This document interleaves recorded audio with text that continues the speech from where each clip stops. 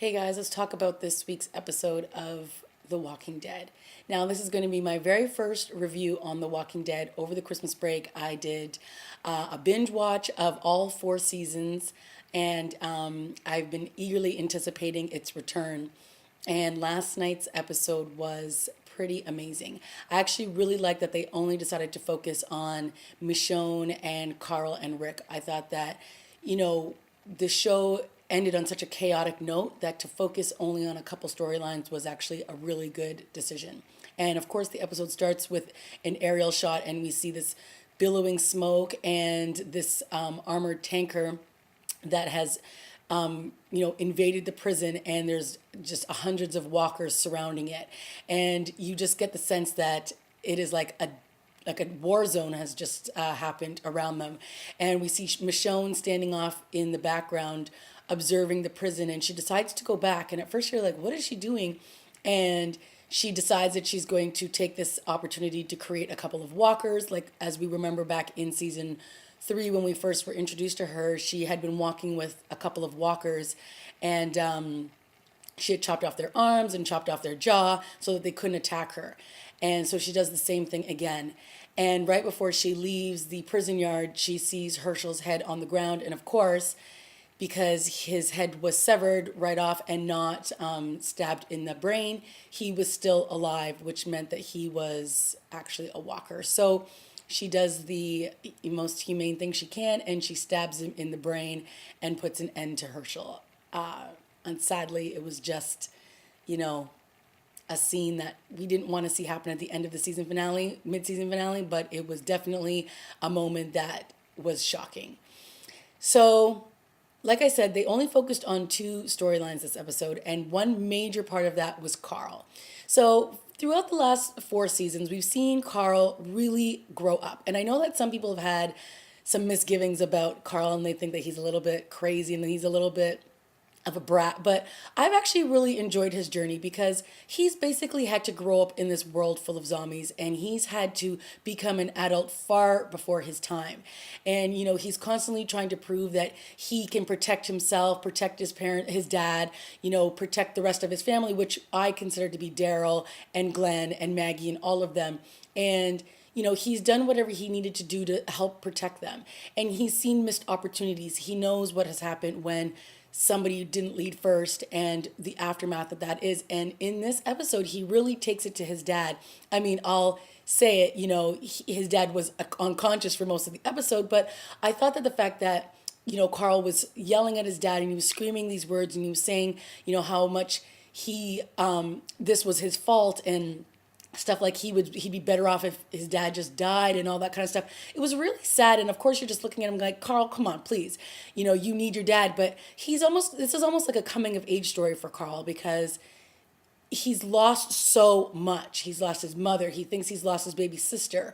His dad is almost dead, and other people that he's cared about are scattered around. He has no idea if they're alive or dead. So he's lost a tremendous amount. And, watching him having to pick up a gun and shoot it and kill people and all that kind of stuff, it's like this really crazy journey that he's been on already. And the anger that he has towards his father, I felt, it was great that they got to address that in this episode because there's been so much pent up anger between the two of them, since the beginning of the 4th season when Carl decided he was going to take a step back, Rick decided he was going to take a step back and he was going to be a farmer and he was going to help, take care of the pigs and grow like vegetables and stuff like that, so he would be a provider for the group and not really pick up a gun and be the one out there killing and stabbing people against the fence and all that kind of stuff. I think he was trying to show Carl that there's another way to survive in this madness, in this world that they've now is their reality. And this whole time Carl's been like, when can I get my gun back? I'm really trying to be good. And at one point Rick is like, go play with the kids. He's like, I'm not a kid, you need to just recognize. And yes, he is a kid, but he's had to grow up so quickly. So this whole episode when he's off and he's exploring these homes on his own, and he's luring these walkers away from the front door, and then he almost gets attacked by one from the back, and then he's shooting them and he's missing, and it's like, there's so many tense moments where you think Carl's gonna bite it in this episode because he's being a spoiled brat. But it almost all these scenes needed to play out for him because yes, he can protect himself, but he still needs somebody. He can't do it alone. And that is one of the biggest realizations that he gets at the end of this episode, which I thought was a tremendously great scene when he thinks his dad is about to turn into a walker, and he's like breathing all awkwardly, and he's reaching out to him, and he's dark and he can't really see his face, and he's moaning and he's just making these horrible sounds. And of course, Carl's first reaction is to grab the gun and point it, and he's almost about to pull the trigger, and then he just crumbles and he's like, I can't, just do it, just kill me. Like, one, he's exhausted, he can't do it anymore, and two, he doesn't want to be alone. And it's sort of like that moment where the switch comes off and he turns into that little kid again, and he just cries over his dad and he's like, I'm scared, I'm scared. So as much as he wants to put up that, bravado that he can handle this on his own, he really can't. And I think it's a great moment that he has, and he realizes that at the end of the day, he's better off with his dad, and he's better off, them working together and not apart. There was another great scene with Carl when he walked into that kid's room and he saw these great video games and like all the stuff that the kid had in his house. And, at that moment, he kind of turned into a little kid. And then he quickly has to like end that moment because he realizes all he can really do is use the cord to tie the knot on the door. And that's his reality now. He doesn't get to be a kid. And, it sucks for him. It sucks for his dad because his dad needs to understand that he can't be treated as a kid even though he is one. And that is another great moment that Rick has in this scene when he says to him, you're a man now. And I think it's like he has to recognize that his son is a man even though he's probably only 15, and he's had to do so much things to protect all of them and to protect himself that he's got to stop holding on to that child that Carl was, and now look at him more as an adult. But that scene with him sitting on the ledge of the roof and he's eating the pudding, it's like a small victory, and you've got like the walker in the background and he's like, trying to get through the window, and it's just like, that's their reality. It's like every small victory you have, it's like, it's only a small one because right behind you, there's more zombies coming. Like there's just more death approaching at all times. So I love that he was sitting on the roof eating that whole jar of pudding by himself and just sort of had that moment of peace, even though there's really no moment of peace in this world. So then, of course, the other storyline we had was Michonne. And one of the things with Michonne since season 3, she's just been this hard shell. And she's just like, you had like these small little moments where you saw her open up a little bit, or you saw her soft side come out. There was a scene in, I believe, episode 4 when she's cradling Rick's baby and she doesn't think anybody's looking and she starts crying. And so that obviously something emotional has happened to her with a child. And that there's some kind of mothering instinct that she has. And of course, in this episode, we get a really great dream sequence. And it shows like this great side of Michonne, like who she was before the zombie apocalypse and how upbeat and how charismatic she was. And she was there in a room with her lover and her lover's friend, and they're having this like, this great banter back and forth. And then in this dream, it slowly starts to change, and now all of a sudden you see her pulling out her big katana sword and she's putting it in like this knife block, which is hilarious because like it's going to fit in the knife block, right? And then you see the shot of her lover and his friend, and their faces have started to change, and you see blood on their faces, and you see their outfits are different, and they're talking differently, and they're just, like they're having this weird conversation, and basically them saying, why are we doing this? Pretty much like, why are we going to try to keep fighting if we're going to keep losing? And you can see that Michonne is like off in her own world. She's cradling her baby and she's smiling and she's just not even understanding the conversation that's happening. And you're just slowly seeing this scene change from like this happy-go-lucky moment to this dark, dreary moment. And even the background outside the lovely exterior of her condo is changed to like this zombie apocalypse wartime. And it's just a frightening jolt back to reality that, oh my goodness, my life that I had, which was so lovely and happy, and my baby is gone. And Michonne makes that choice to grab and make these new pets like she had back when we first met her. And obviously in this dream sequence, we get that those pets were her lover and his friend. So when ultimately she had to kill them to try to stay alive in secret from the governor, that was a moment that was, obviously difficult for her, but she had to do it. And obviously they had already made the choice to either go to these zombies, kill themselves, do whatever it was, because obviously something went down in their camp that has one caused her to completely shut down and not let anybody in. So, watching her this episode was very fascinating, because you see that scene when she walks up against the roadway, and she looks down and she sees the footprints, and she looks at it and she makes the choice to keep going. Keep going into the forest, into the trees, and not follow the footsteps. Now, obviously, the footsteps, if she followed them, that would mean that she would be trying to go and meet up with somebody. And her making that choice to go the opposite way was sort of her retreating back to season 3, the Michonne we met when she first met Andrea. And she had completely shut down and she was closed off to anything. And could you blame her? It's like the second she decided to open up again and she let this new family in, everything goes to hell in a handbasket and everybody's like obliterated. Herschel's basically beheaded in front of her, and she has no idea now where everybody is because gunshots have gone off crazy and it's every man for themselves. So she's now walking amongst like 30 different walkers because this is the life she's choosing. She's just choosing to just walk this almost like this slow death.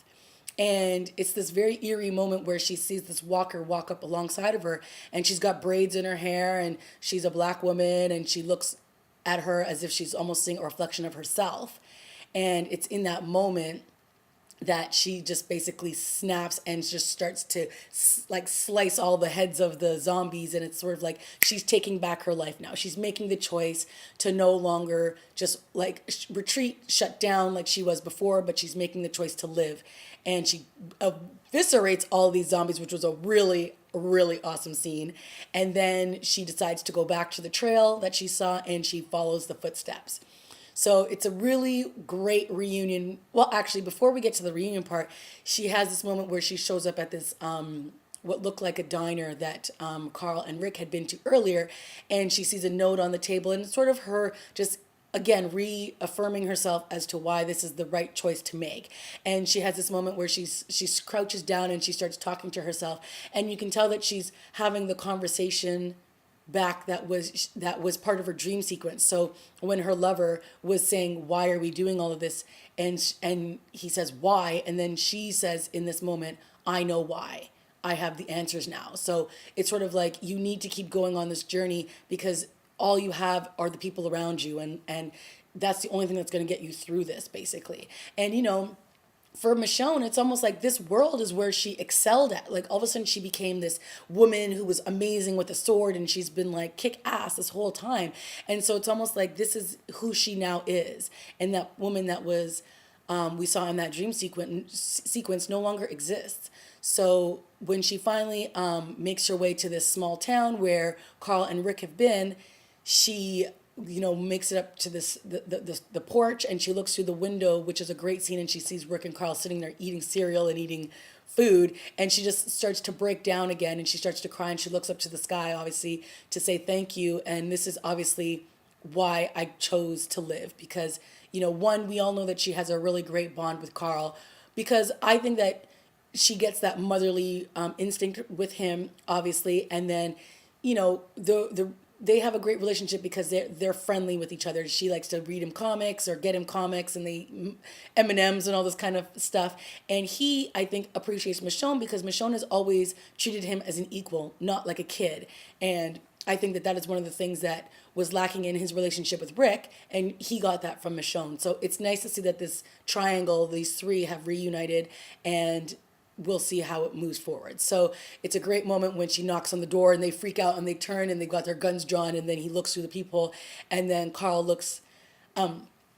Rick looks at Carl and says, it's for you. And then it just cuts to black. And it's a great moment because it's like a reunion of two friends. And, I think Rick ultimately realizes he can't just do this on his own either. He knows that Carl's going to need like that woman presence in his life as well. It can't just be the two dudes, bromancing it all the way through the zombie apocalypse. So I found that this episode, even though it was a slower, quieter episode, it had a lot of impact on me personally. And those moments when Carl was being attacked by the zombie and up in the room, and he's like fighting for his life, I thought it was a great moment again. And so we had a couple like of shock moments in this episode, but I think that they were very important to move Carl's storyline forwards. And just as well as Michonne seeing her backstory and then seeing where she is now, and the fact that these three will now at least be together going forwards, trying to find the rest of the group. I cannot wait till next week's episode happens, because the last thing we saw of everybody else, I believe Glenn was on a bus. It was getting shot up. Maggie was with her sister. They were guns blazing. Judith is missing out of the baby carriage. We're assuming she's dead because there was blood in there, but I have a feeling that they're not going to kill the mom and the baby girl. So I have a feeling Judith is alive. Who she's with, I have no idea. Maybe Daryl. Maybe Daryl's the one who grabbed her. So Daryl's off somewhere. Who knows who's he's with? We've got quite a few people just off, scattered everywhere. Tyrese and his sister are gone. And then, of course, we've got all those extras that were part of the governor's group that had come over, whose names I don't quite remember. And then, of course, we still have Carol off floundering somewhere in a car. We have no idea where she is, and she was kicked out of the group midway through or just before the mid-season finale. So she's somewhere, and I'm sure we'll meet up with her sometime soon. But that has been my review of The Walking Dead. Let me know what you guys thought. I can't wait to see what happens up until the end of season 4. Leave some questions down below, comments, and let's discuss. All right, guys. See you next week. Bye.